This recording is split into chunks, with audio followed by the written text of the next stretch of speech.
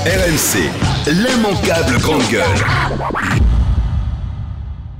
On a un intermittent du spectacle qui est venu défendre tout à l'heure le régime des intermittents, nous expliquer qu'il ne fallait pas tomber à bras raccourcis dessus, que c'était vraiment spécifique à la France, qu'il n'était pas des nantis et que si on enlevait ce régime, ce que veut faire le MEDEF, eh bien c'est vraiment tout un pan de la culture d'artistes que l'on tuerait. Moi, je partage cet avis à 100%, et je les soutiens à 100%, et je sais pas si Daniel Rivière, mon copain d'art dramatique, du théâtre, qui est un type formidable, partage cet avis, parce qu'il a combattu pendant des années au SFA pour ça.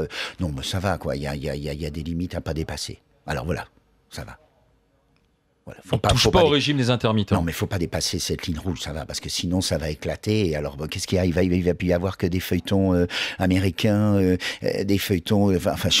non, mais il n'y a qu'à regarder ce qui se passe à la télévision. L'attaque du MEDEF, c'est une attaque contre la culture. Eux, ils regardent les comptes du régime général mais aussi. Le problème, c'est que c'est difficile aussi de compter pour Picasso, c'est difficile de compter aussi pour Mozart, c'est difficile de compter aussi pour Molière. Et il y a un moment où il faut comprendre que le métier d'artiste, c'est un métier à risque. Ça veut dire que tu peux jouer pendant 3 mois, c'est fermé, puis après c'est fini, terminé, on t'oublie, au revoir, casse-toi, tu nous intéresses pas. Non, je veux dire, c'est quelque chose qui est discutable, qui est une générosité de la part de la société vis-à-vis des artistes. Alors je supplie la société de continuer à avoir cette générosité-là. Sinon, c'est la société elle-même qui le paiera. RMC, 1, 2, 3, 4. l'immanquable grande gueule.